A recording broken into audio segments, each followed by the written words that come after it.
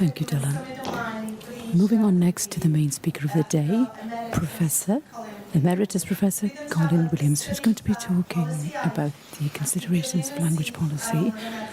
And following on from the address, immediately there'll be a conversation with Dr. Gwenllian Lansdowne-Davies. Before I hand over to Colin here, I would like to extend congratulations very warmly to you for your being made an Emeritus Professor at Cardiff University, and it's really lovely to be able to celebrate with you today. Gwenllian will be asking questions in due course about Colin's career, so I won't elaborate here. But just a few personal words from me. I got to know Colin when he was doing a piece of work, I should say, for the Welsh Government on the language initiatives, the Mentrau Iaith, about a decade or so ago now. And we became quite good friends, didn't we? Yes, we have. Yes, indeed. Well, I certainly think that we became quite good friends since then, anyway. And we've had very many conversations, very interesting conversations over cups of tea and coffee, particularly in the Welsh College of Music and Drama and Chapter. Yes, they're the two favourite places of ours. He really has a talent in challenging in a supportive and constructive way, and I've got to know now that if I've said something that he's not happy with, then he makes me think twice. But after every coffee, I always reflect for days on end over what we've discussed. And I'm so fortunate to have been able to get to know you. You've been supportive to us as a department in Welsh Government, and I've been so pleased to be able to collaborate with you over the past decade. So can I invite you now, please, to give your address? Thank you.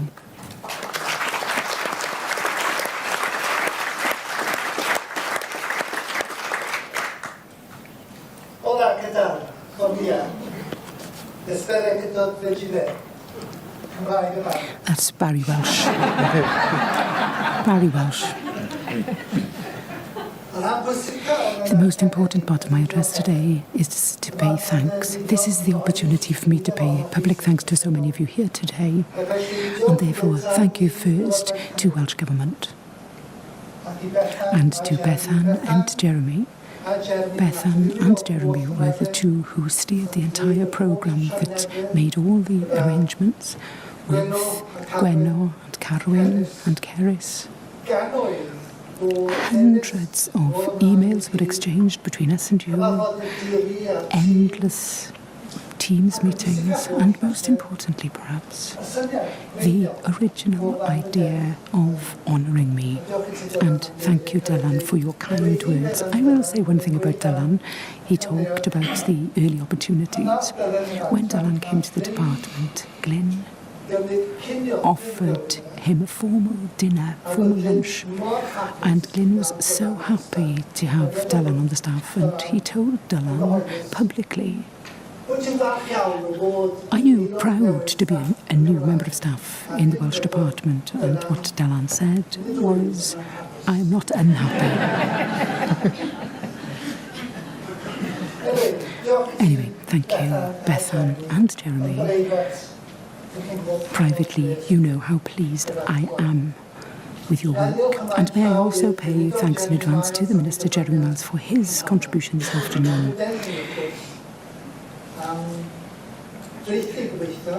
We will hear from him about the future of language policy and education. And so thank you, Dylan, for your commitment and support and friendship, and to Caddy for looking after the arrangements on the university side for today. Thanks to both of you. And through you, Dylan, I would like to say thank you to all staff at the school for their friendship across the years, particularly so Wyn and Sioned. I'm very pleased to see Glyn here, because Glyn, with the support of David L, was responsible for bringing me to Cardiff University, creating a job for me. I came from Toronto University in 1994.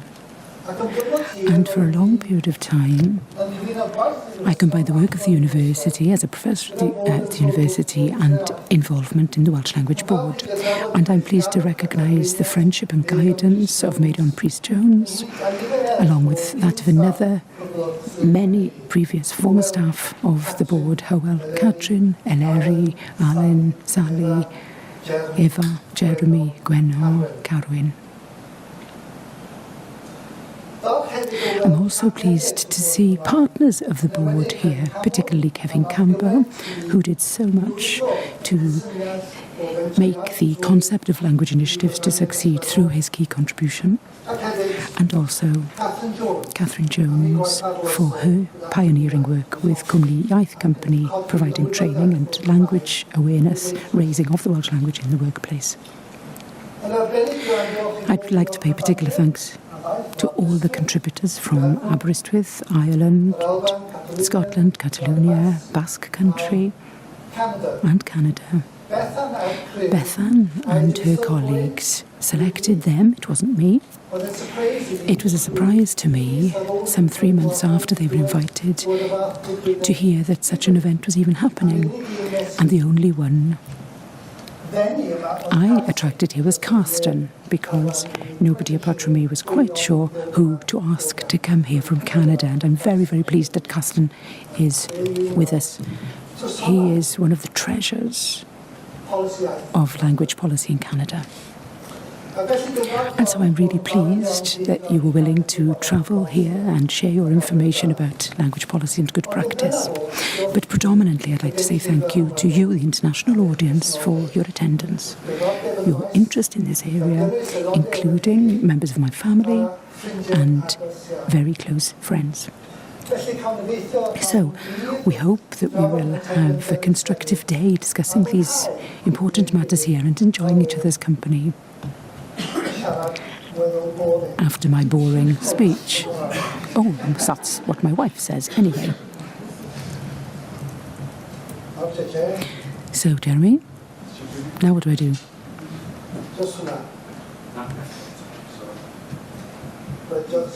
Thank you. I've prepared a presentation predominantly for you, those of you who don't work part-time in language policy, and for you abroad, a number of whom, I think a quarter of the audience today, have travelled from outside of Britain to be with us today, and we're very, very grateful to you for that. For you to understand a little bit about what language policy development that I describe, and perhaps most importantly, as Dylan asked, I'm going to set out a number of questions, not for you to answer today, of course, but for you simply to think, is the experience of Wales unique? Or is it relatively similar to that of the Basque Country, Catalonia, Quebec, etc., and other places that I've visited in my involvement in this area? Long before I came to the department, which was exactly a year before I came, Glyn invited me with Professor Joshua Fishman to be a plenary lecturer in the Lesser Used Languages Department. And as part of that presentation, as part of that paper in 1993, I offered a description of a schemata based on Wales and on Quebec and on the Basque Country and Catalonia. One way of looking at language policy is at the periods of time, what's happened to permit other things to happen. And so these are the 5 key phases and eras in those international contexts. Idealism, protest, legitimacy, institutionalization, parallelism, and then looking back at 1923, something like that. Some people, not many, but some, had a vision. Not of where the Welsh language should be, but where the Welsh language would be in a generation. And to a large extent, it is their agenda that we follow today, perhaps in a more sophisticated way, with the power of government behind. But the original ideas, the original vision came from certain key individuals in contemporary Wales in 1923, 1926, 1930. I'll elaborate a bit on these for a moment. So, idealism. I don't have to look right, I've got it in front of me. It's about the construction of a vision of a fully rehabilitated, threatened language. And as J.R. Jones said, this is about bringing land and language together, about using the Welsh language as a national language, not a party political or the language of the minorities or in particular regions of Wales, but a language that belonged to all in Wales as citizens. And then, as we know, those of us who are over 65-ish, 75-ish, 85-ish, there was a long period of protest that started with 1963, Aberystwyth, starting the Welsh Language Society, Cymdeithas yr Iaith, and mobilising sections of the population to agitate for a social reform and revolution in the promotion of the lesser used language. And the same is true of the Basque Country after Franco and Catalonia, and in Quebec certainly in the 60s, challenging the federal government for more authority and power and investment for the French language. Then a period of legitimacy, perhaps in the 70s and 80s, seeking ways of maintaining and supporting the Welsh language, not as a special case, but as the basis of human rights. Trying to create a narrative where the Welsh language would insist on having linguistic rights and individuals' rights to use the Welsh language at school, in the workplace, in the community, and trying to extend the areas where the Welsh language existed, perhaps beyond the field of education. Moving on then to institutionalisation of the Welsh language, trying to ensure that the language was moved into public administration, law and education, the key role of local authorities in Wales before the Senedd and the Assembly was established. And now, a period of parallelism, extending the use of the language into the optimum range of social situations, i.e. private sector, of course, entertainment, sport and media.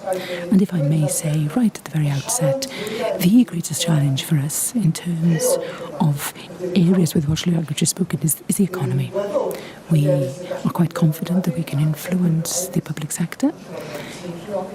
It's the government that actually controls that at a practical level, but the private sector, the major companies, the economy, regional development are all still a very hard nut to crack for those of us involved in language policy.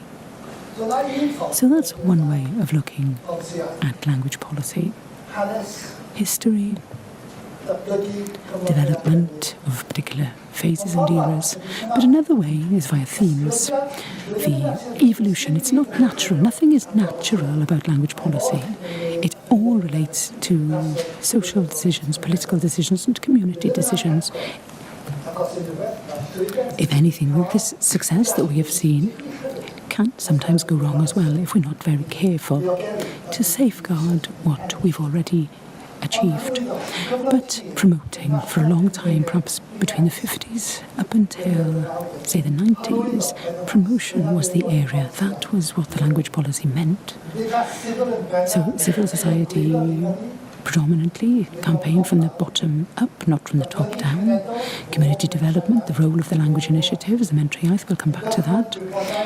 Information and language awareness campaigns, protests, innumerable protests against historical and continued injustice, and not only Welsh Language Society protests, but those of agencies, professional bodies in their own right, pushing the Welsh language to be heard and an integral part of their work. Construction of a series of narratives and schematas justifying language promotion in a range of contexts. And perhaps more importantly for me is appealing to the majority that the target language is a public good and not simply a minority concern. And that was the message 20 years ago in Iaith Pawb, its publication.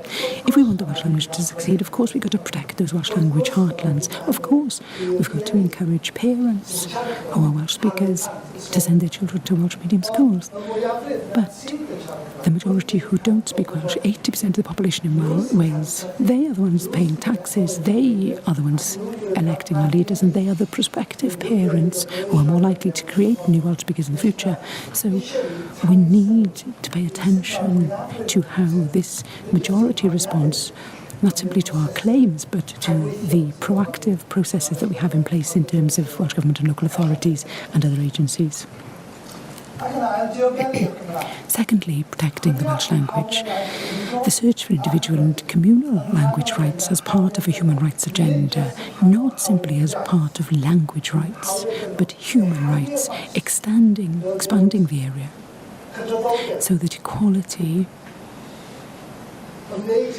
social involvement, government claims around the Welsh language are accepted as something reasonable, not simply a fetish for a minority who insist on pushing into these areas. And as we know, there are a number of agencies that have been involved pushing for linguistic rights at an international level. The European Charter for Lesser Used Languages and Regional Languages, the European Community, the UN, and at a Britain level, as we'll see in a moment, and at the national and local level. And most importantly for me, about raising good practice around the use of statutes from other countries, having a look at what works and possibly adapting them for our position, our situation here in Wales, so that our intentions are logical. And then more recently, far more recently, regulation of the language, guaranteeing in statute, if not always in practice, customer and employee rights, and inconsistency of offering services is still an issue and a concern for many of us, despite what the law tells us should happen in situations. Institutionalisation of bi- or multilingual practices in public and private sector, requiring large organisations such as banks, insurance companies, supermarkets and so on to provide an active offer of service, and I'll talk a little bit more about that in a moment, and requiring signage, staff training, communication strategies and language schemes and standards so that the language is visible as well as audible. And of course, recently, the work of the Welsh Language Commissioner in regulating has been of key importance to change the landscape, to change the expectations of those decision makers in local government and in major companies through imposing statutory standards on them. Despite all of this development, and as Helen said online to me a week ago, the Welsh language has transformed. Between the 1950s and today, there's been a huge transformation. We should be very happy about the successes that have happened compared to the situation when our parents were thinking about the future of the language. Hundreds of small things have happened to create a relatively prosperous climate. Public gain, private grief. But there are some areas where challenges still exist for those of us who work in the field of language policy. First of all, how to manage success and expectations, how to be responsible rather than just protest and make claims. How do we navigate Welsh politics in a responsible and logical way? How do we navigate to the mainstream so that Welsh becomes an inevitable part of public life in Wales? And thirdly, more recently maybe, this is Jeremy's field of expertise, outcomes, not just outputs, should be considered, and I'll go through these now. There is a new way now of looking at old problems. The key question is, how do we create conditions that allow the growth of a native language that can be maintained in an ever-changing context? It's a real challenge for civil servants, for politicians. How do we keep up with everything that changes and all the ever-changing challenges that face us as speakers?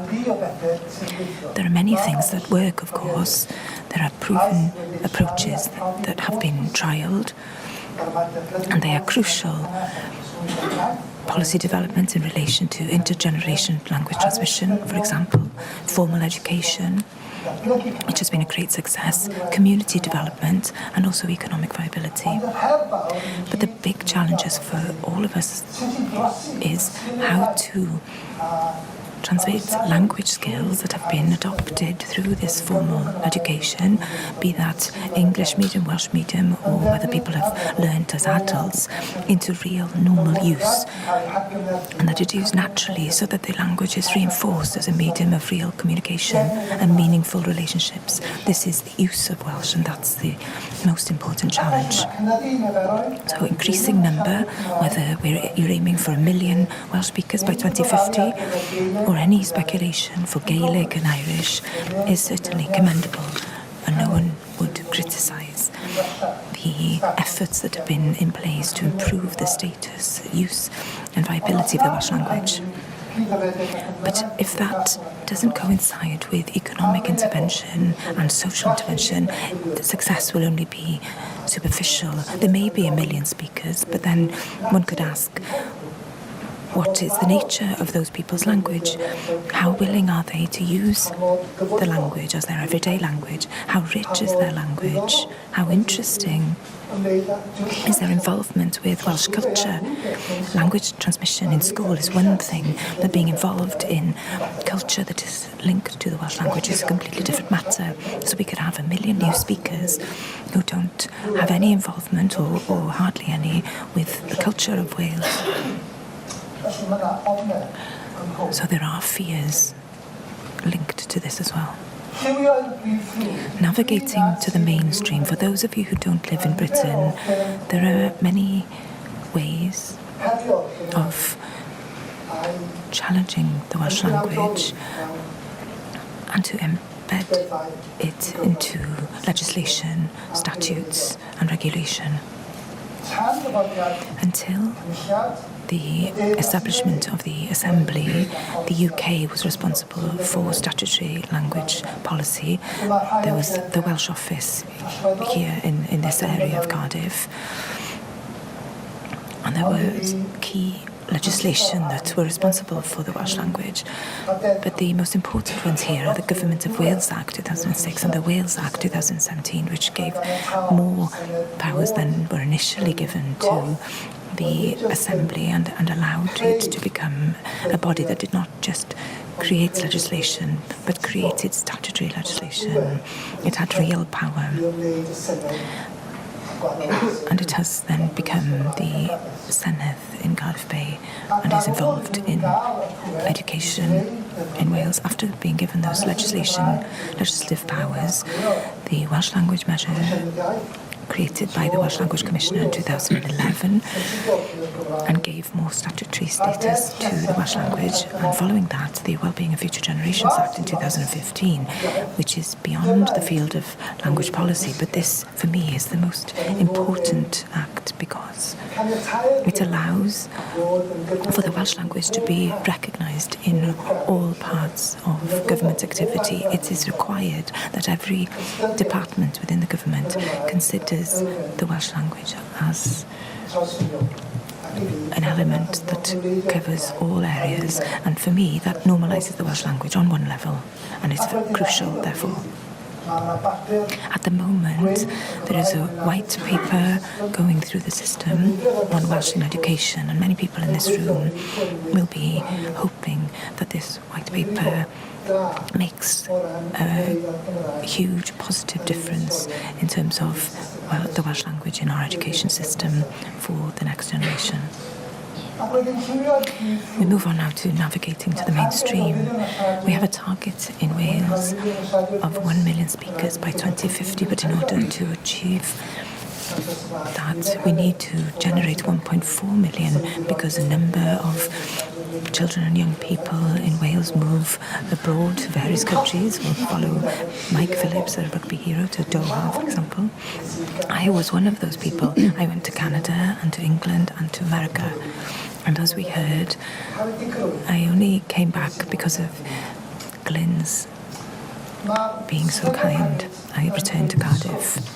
The strategy creates a discourse which is reinforced by the authority of the Welsh Government, and that makes a huge difference.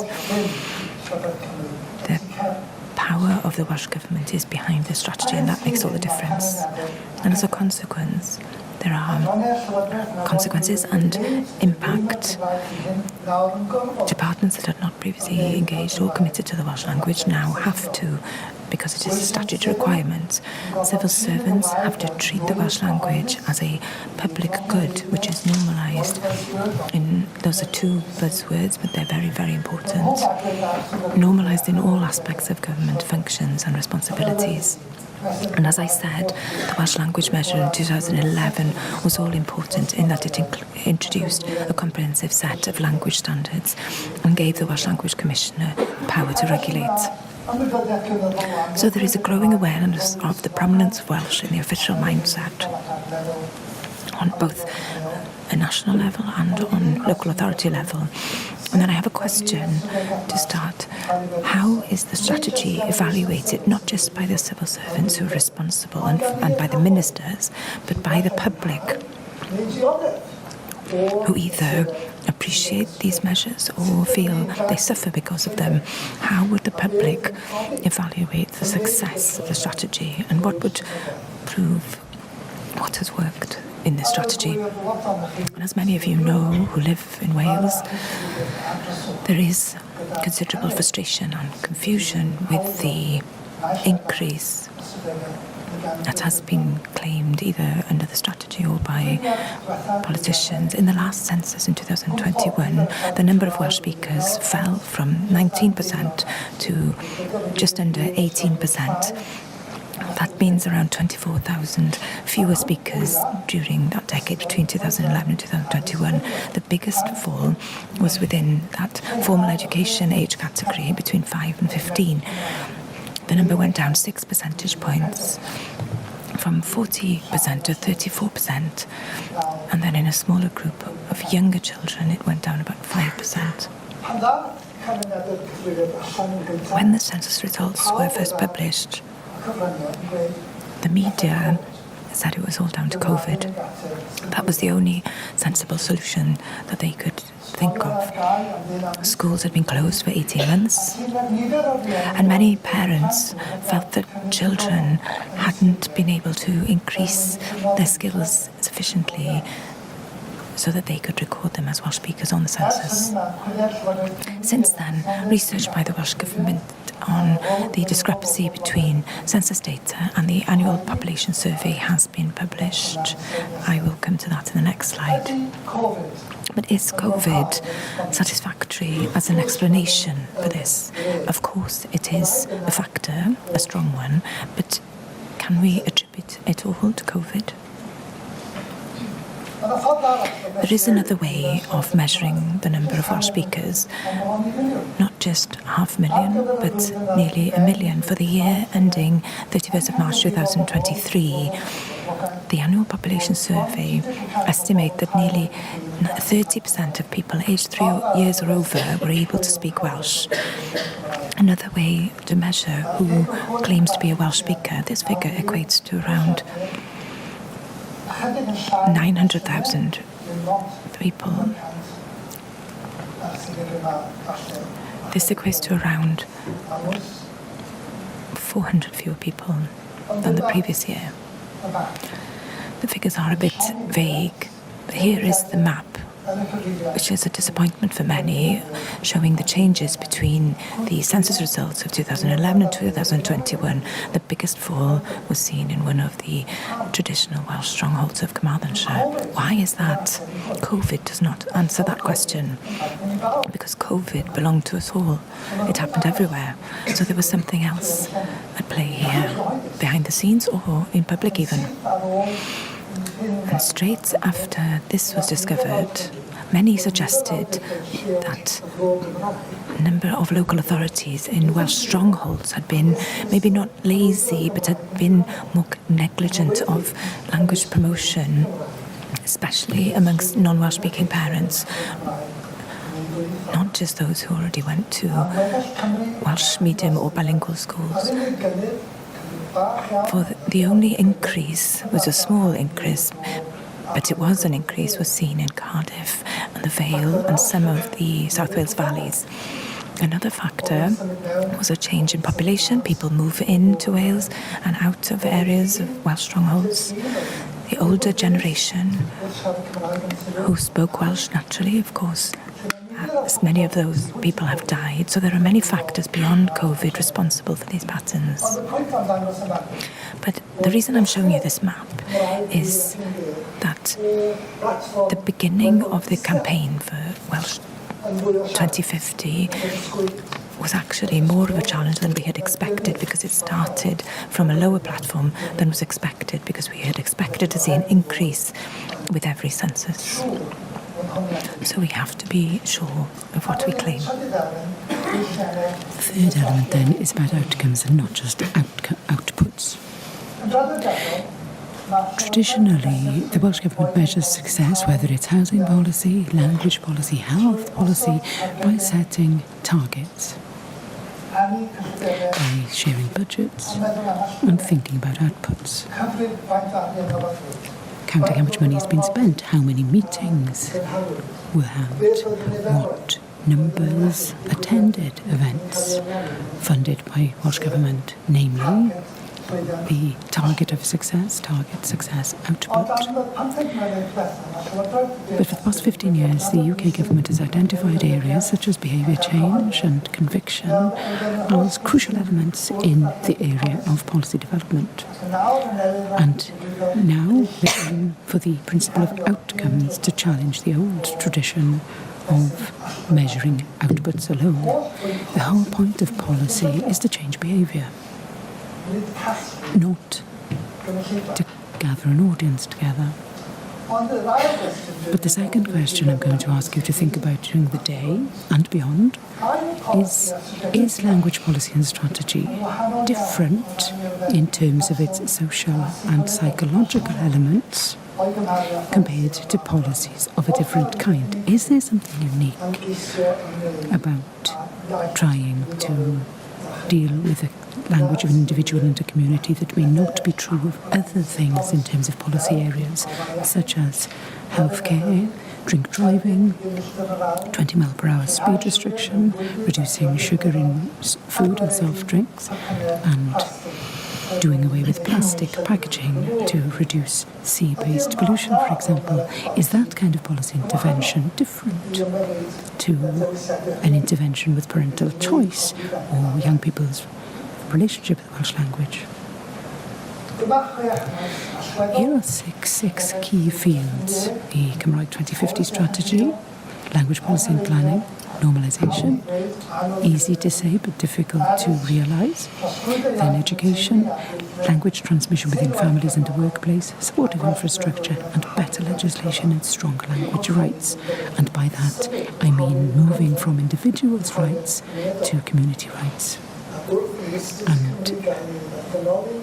And as Wales is further empowered and devolved, and perhaps that may be the next challenge for us, how to protect the interests and the legal interests and rights of recognised communities.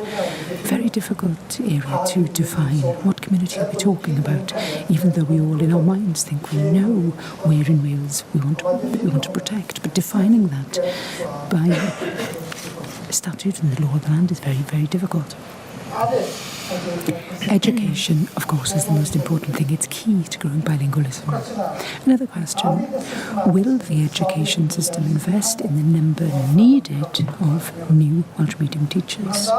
When Cymraeg 2050 came out first, Rhiannu dros addysg Cymraeg, Welsh Parents for Welsh Medium Education, RAG, and Heini Griffith in particular, said if this is going to succeed, we need at least 800 extra Welsh medium teachers very quickly in order to maintain the numbers that the policy were expecting to create. And that's not happened, of course. There is activity, but it's inadequate. And so we may need to change our expectations as parents, teachers and society, etc. There's a need to extend Welsh medium nursery provision. There's a need to open new bilingual or Welsh medium schools, and there's a need to incorporate more effective Welsh medium teaching in English medium schools. There's one new example, Groeswen, in an area close to Rada here in Cardiff, where there's a dual language school, half in Welsh, half in English.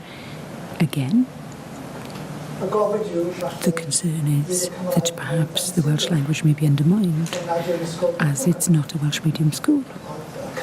But the proposal is that it's worked in the Basque Country, Model B. There was a trialling of this in Swansea a generation ago, and the hope is that if Croeswen succeeds to attract non-Welsh speaking parents to take pride in the Welsh language as a medium of education, then further schools, further dual language schools, not bilingual schools, but dual language schools, will be established.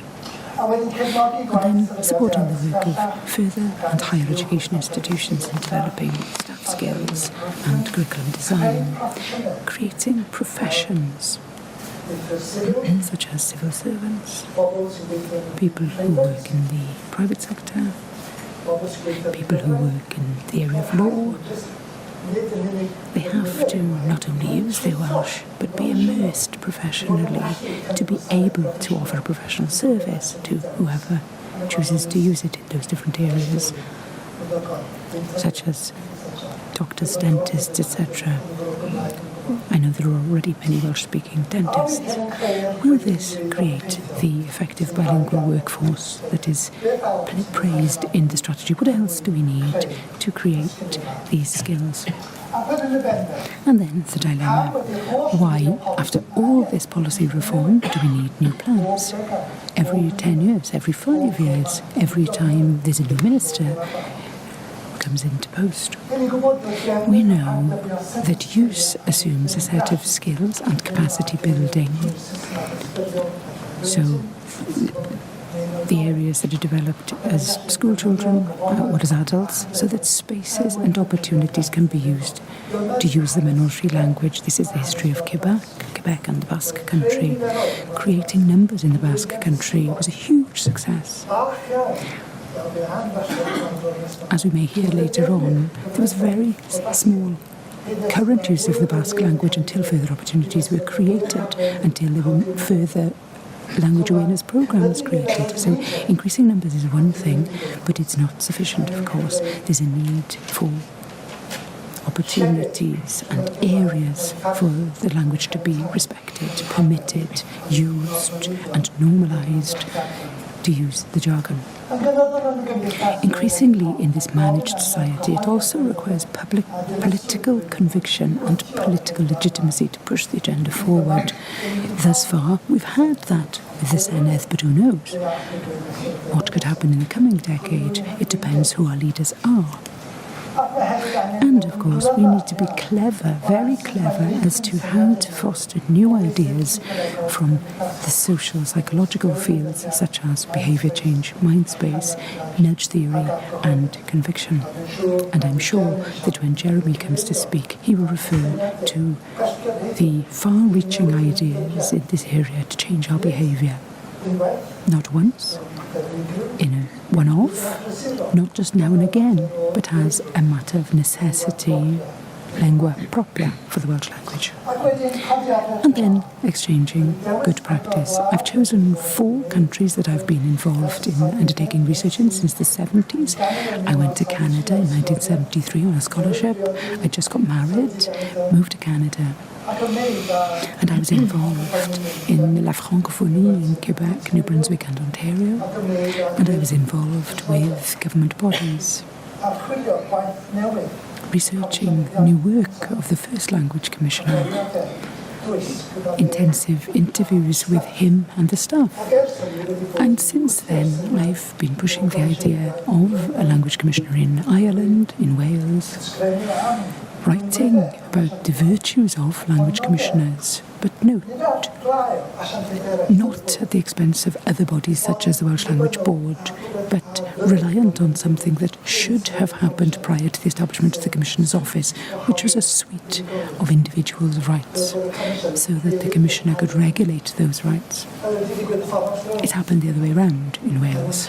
In order to please some, the Commissioner's Office has been established, and now there are standards and linguistic rights and community rights that are being developed.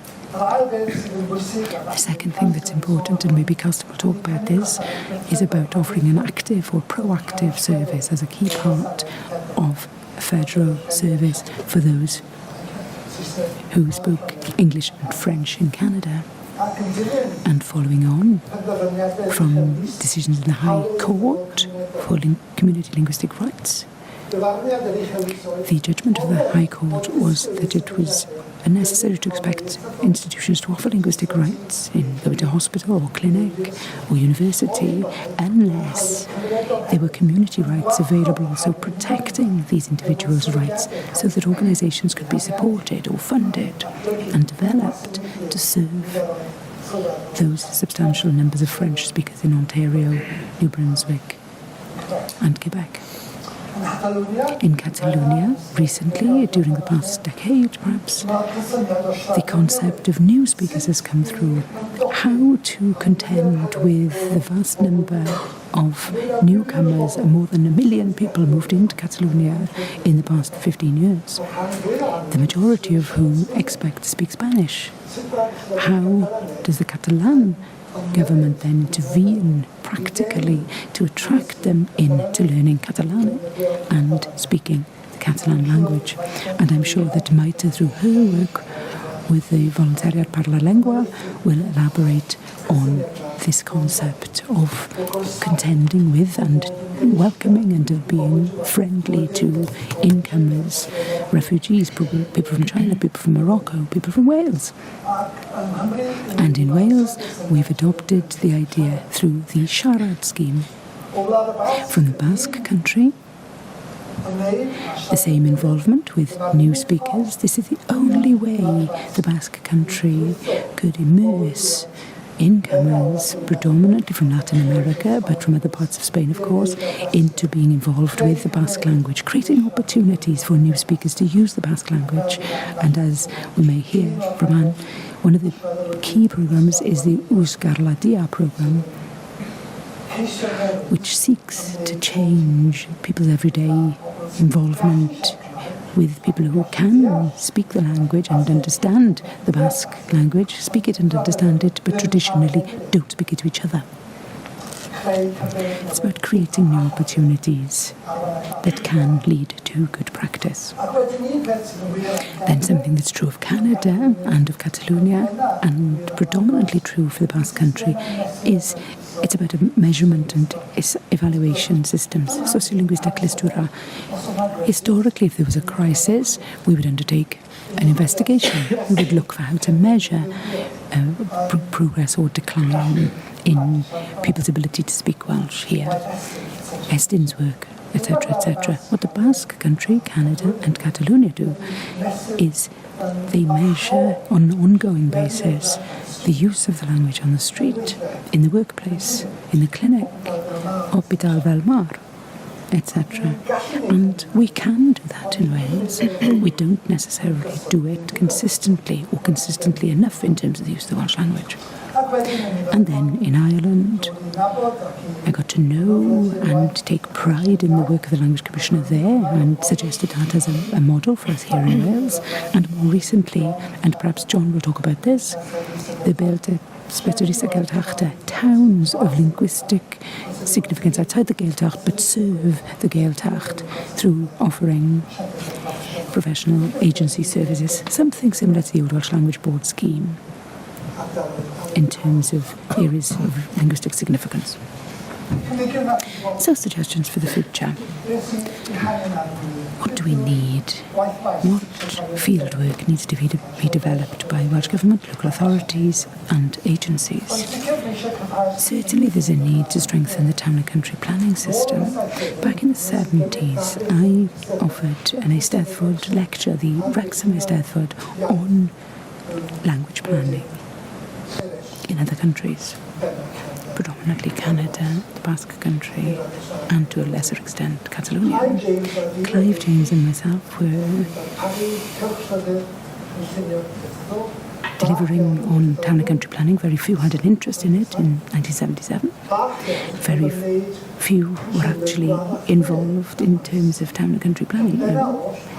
Predominantly because they didn't want to be pulled into a political argument in Gwynedd or Ceredigion either. either by the permission or refusal to permit a new port in Abersoch or industrial development in the Aberystwyth area.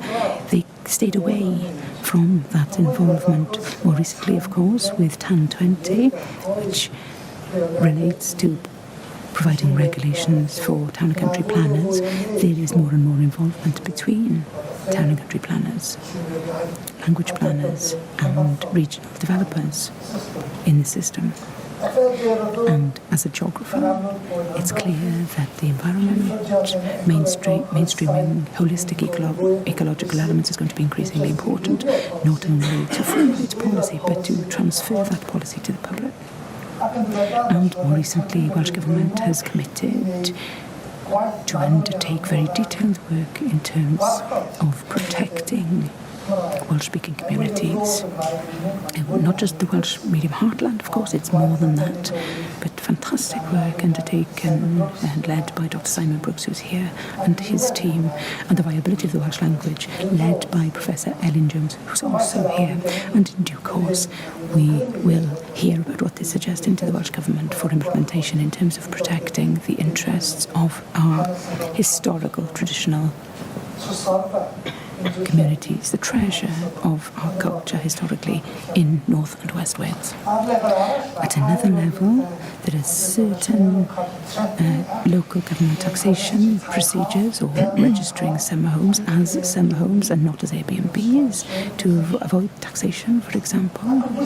And it's very important to me to state that there are developments on the community side, Cymunedoli in Gwynedd. Other communities, predominantly in Gwynedd, not simply in Gwynedd, buying property as a resource, such as houses, shops, halls, and so forth. The third question then, is this the way forward so that we can increase our ownership and become less dependent on government authorities and decisions? We could take pride in our own ownership of these assets.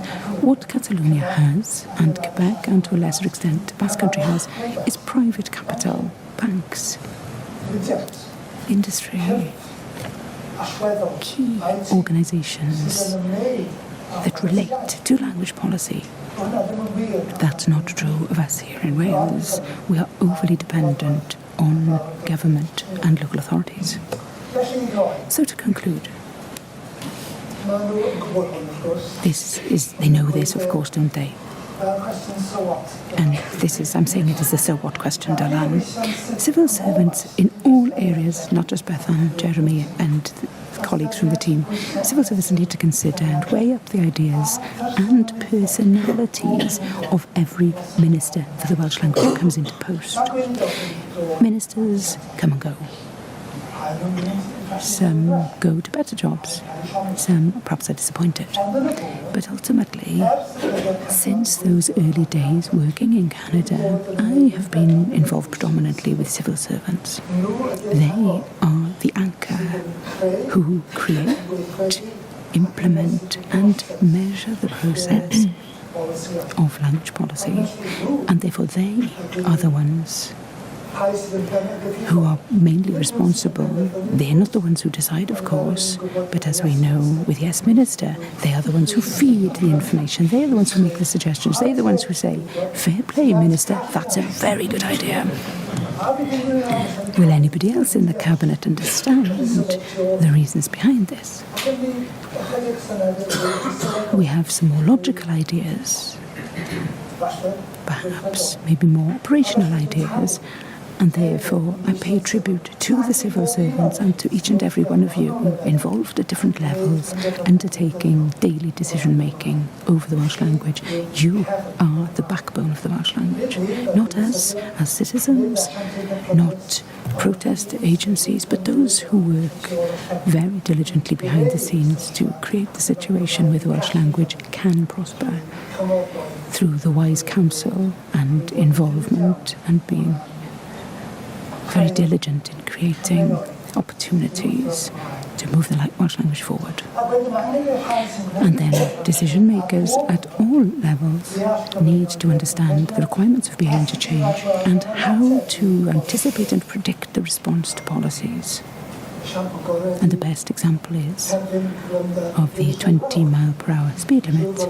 I'm sure Lee Waters thought that there was a sufficient, adequate reason to create something almost overnight. But as I can see a number of you smiling, Riley, perhaps not everybody sympathises with the decision or agrees with it. We'll get used to it. I have more to say about the Newport M4 lack of bypassing the Newport Bringlass tunnels around the M4, but that's another story.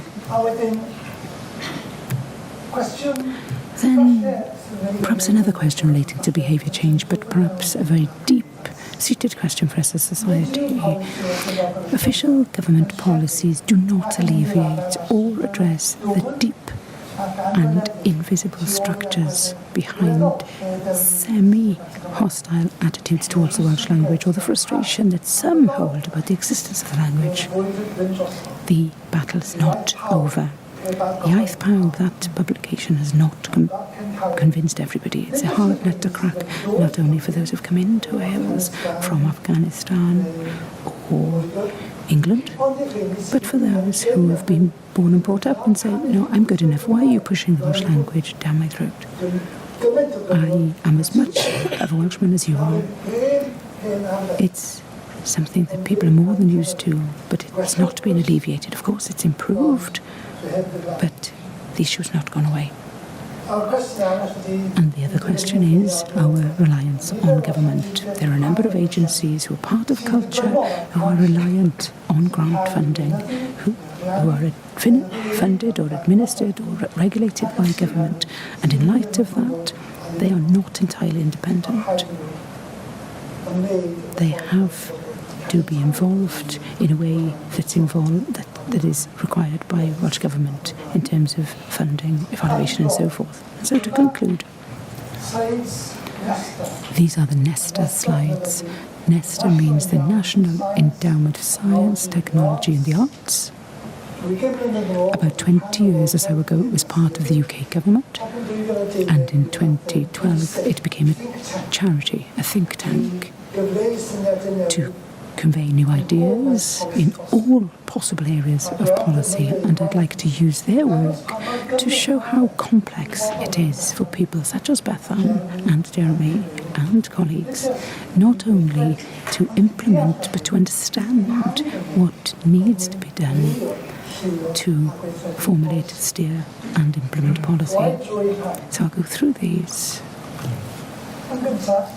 First of all, intelligence space, understanding the reality of the situation that we face.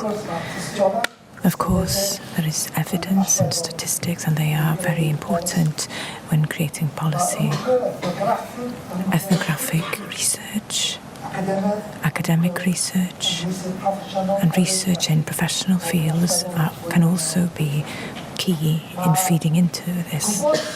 Knowing how to prepare for changes in the future and how they, be they economic or globalism or new people, will affect our ability to develop the Welsh language.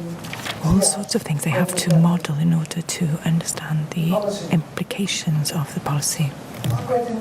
Then we have, maybe more importantly, you have to take people with you. As policymakers, people have to be empowered as individuals, as communities, as professional bodies to be involved with the process of driving language policy. And one of the most important things that the Welsh Government has done in this context is co-producing, asking experts about their opinion on the types of models or the types of policies that they have in the pipeline. They have invited them in to be part of the discussion, part of the process of making a decision, so that their expertise is used and is seen clearly in that policy that is created. You have to know how the heads of departments, not in government, but in clinics, in hospitals, in universities, how they respond to these new ideas. The most important person in any organisation is the person with power.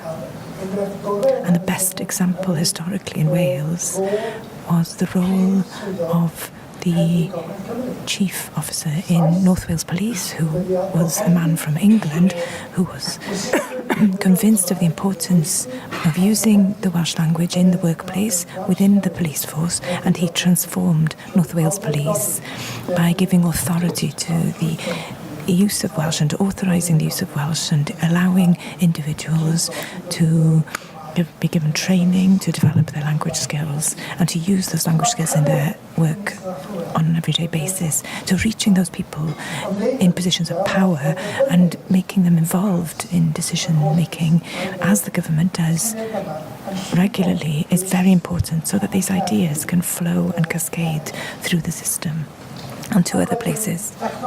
Then we have technology, a big buzzword of the last couple of years is AI, IT and artificial intelligence.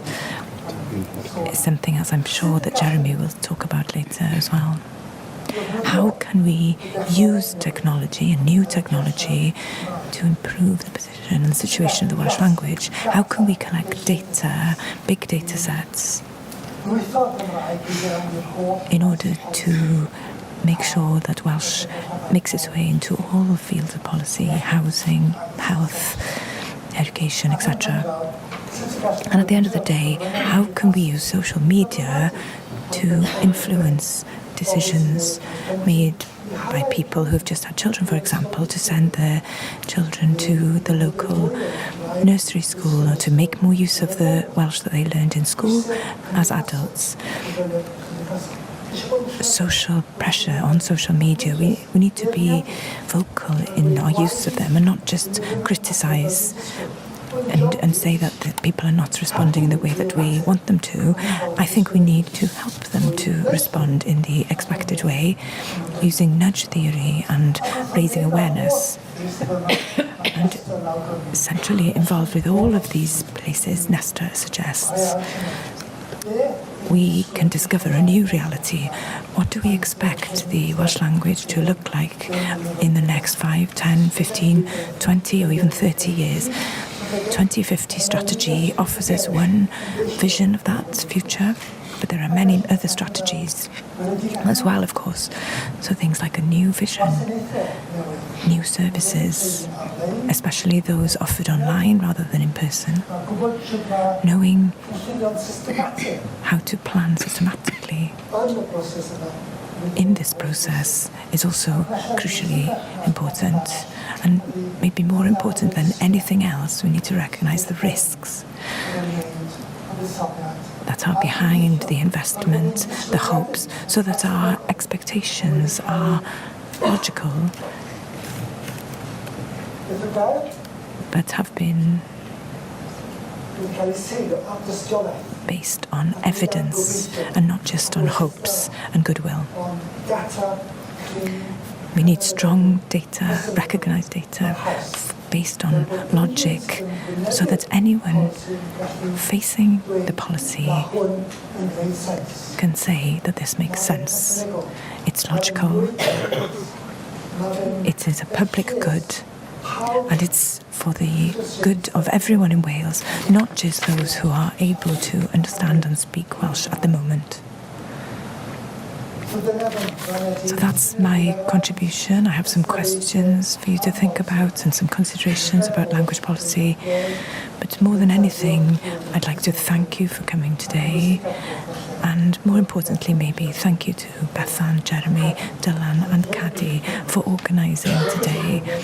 And I hope you enjoy the rest of the day in speaking to each other, and so you can completely forget everything I've said.